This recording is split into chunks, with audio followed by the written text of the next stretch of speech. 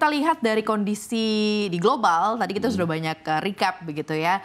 Di dalam negeri pun juga banyak kondisi-kondisi yang unstable, misalnya seperti kondisi pelemahan daya beli dan lain sebagainya begitu ya. Dan mungkin ini agak cukup membuat orang akhirnya enggan untuk invest begitu ya. Dari kondisi saat ini nih sudah semester 1 tampaknya sudah mau selesai begitu, tidak terasa ya di 2025 ini.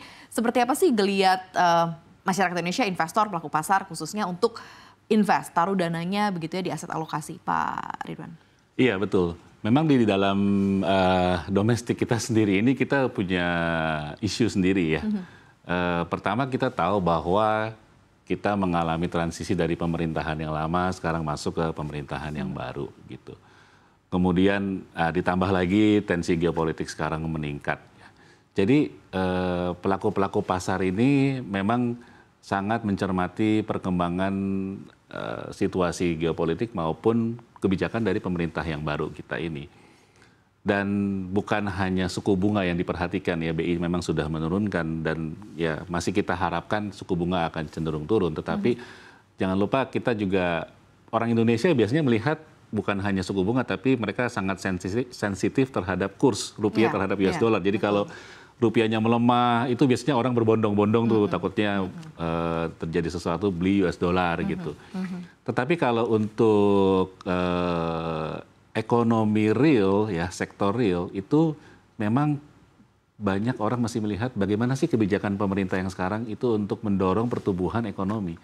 Memang sudah ada beberapa kebijakan yang diambil pemerintah di awal tahun yang memberikan subsidi ya. Itu cukup membantu inflasi. Inflasi itu bisa cenderung rendah karena memang administered price itu cenderung diatur oleh pemerintah sekarang. Tetapi satu hal balik lagi tadi pertumbuhan ekonominya bagaimana. Jadi itu orang masih melihat arah dari pemerintah ke depannya. Mereka perlu suatu kejelasan sehingga business confidence itu semakin meningkat gitu. Kalau itu memang belum dilihat secara jelas, biasanya orang masih wait and see. Nah balik lagi orang, kita lihat indeks IHSG memang sudah berbalik ke 7.200 ya. Tetapi investor-investor sudah mulai masuk lagi ke instrumen-instrumen investasi di pasar modal. Tetapi kita balik lagi melihat ini bagaimana dengan sektor real gitu. Kita harapkan pemerintah nanti akan lebih jelas lagi ya memberikan arah untuk mendorong perekonomian Indonesia. Gitu. Ini cukup terlihat juga nggak sih dari pertumbuhan aset alokasi Pak, misalnya khususnya kalau di manajer investasi dari reksadana gitu ya, apakah ini juga cukup terlihat nggak sih bahwa ada jittery, ada kekhawatiran, kemudian ada moving dari yang tadinya memilih risky aset menjadi yang lebih konvensional atau yang lebih moderat gitu, apakah juga terlihat begitu psikologis investor di situ? Ya kalau dari investor-investor terutama di perusahaan kami di Panin Asset Management, kita melihat investor-investor itu masih tetap menginvestasikan bahkan menambah dananya ya. Karena mungkin mereka dalam situasi yang tidak pasti justru daripada uang ini nganggur mendingan saya taruh aja di pasar modal gitu.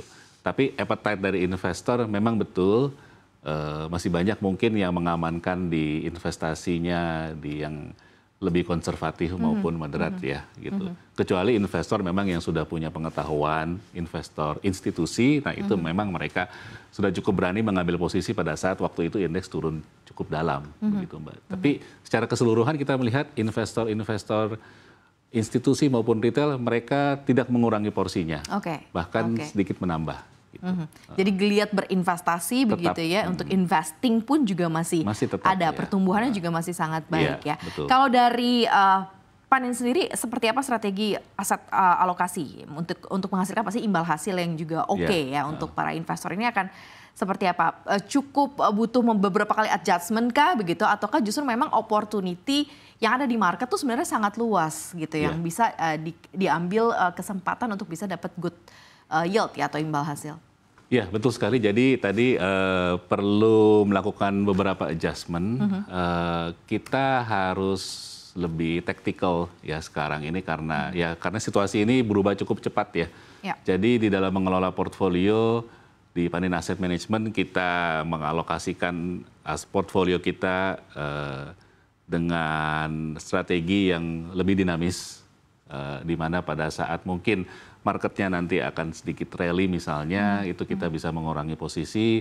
Sebaliknya kalau market itu koreksi, kita bisa menambah posisi kita gitu. Dan juga mungkin berubah dari aset kelas yang saham ke obligasi maupun ke pasar uang. Jadi memang lebih dinamis dalam kondisi seperti sekarang. Kecuali nanti kondisi sudah sedikit mereda, baru mungkin kita akan merubah lagi. Kita melihat ke depan, oh ini pasar cenderung lebih bullish, nah tentunya kita akan lebih agresif gitu. Tapi dalam kondisi sekarang, mungkin betul tadi kita harus lebih cepat bisa melakukan adjustment gitu, Mbak. Oke ya, karena memang pasarnya ini sangat-sangat Iya, dinamis betul, ya Pak Ridwan ya saat ini. Kalau kita lihat tadi dari sisi monetar policy di Indonesia, dibutuhkan nggak sih kalau dari side-nya para pelaku usaha, industri begitu ya, khususnya juga di aset manajemen untuk melihat adanya fiscal policy atau support fiskal yang mungkin bisa lebih menggeliatkan perekonomian secara keseluruhan, Pak? Iya, itu sangat perlu. Balik lagi tadi saya sudah sempat mention di awal bahwa memang kebijakan pemerintah yang baru ini di awal pemerintahan ini banyak melakukan kebijakan yang bersifat mungkin subsidi gitu ya.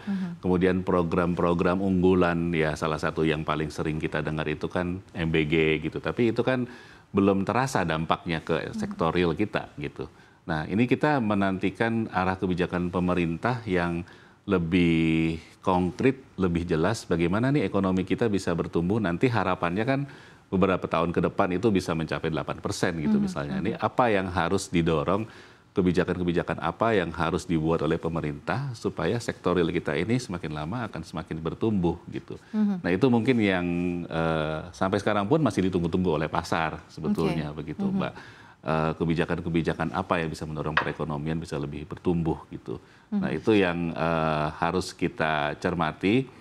Dan kita harapkan kebijakan ini bisa mendorong ya perekonomian bisa bertumbuh, dan tentunya kalau perekonomian bertumbuh, perusahaan-perusahaan yang di pasar modal, perusahaan-perusahaan TBK juga pasti akan merasakan dampaknya gitu.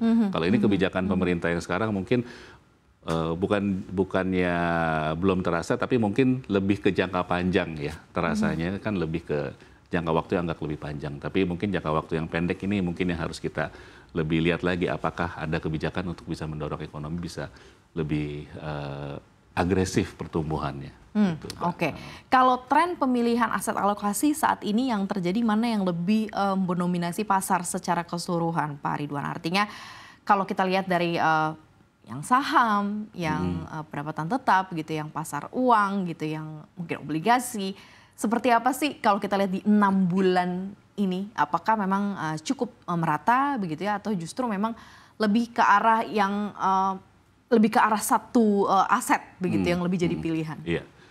Jadi mungkin kalau 6 bulan terakhir itu kita masih melihat obligasi dulu ya. Mungkin yield obligasi itu waktu itu sempat menyentuh 7% ya, 10 tahun obligasi pemerintah ya.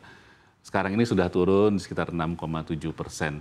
Nah, memang terjadi penurunan yield karena ya pasar berekspektasi ke depannya suku bunga masih akan turun, kemudian yield di Amerika juga turun. Jadi awal-awal memang kita cenderung melihat obligasi ini akan naik duluan gitu.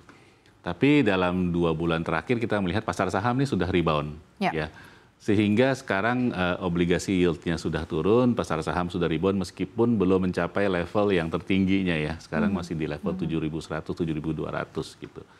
Nah untuk saat ini kita masih cukup balance, artinya antara saham dan juga obligasi.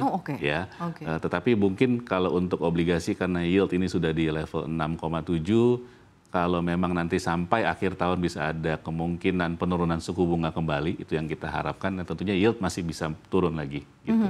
Tapi saat ini ya karena ada perkembangan terakhir ini kita masih melihat ya apakah ini akan sekali lagi berkepanjangan atau misalnya ya jangka waktunya lebih pendek. Nah itu tentunya akan membuat kebijakan dari Bank Sentral itu tidak berubah. Ya, kalau ini berkepanjangan mungkin akan berubah. Nah itu yang harus kita cermati sekarang.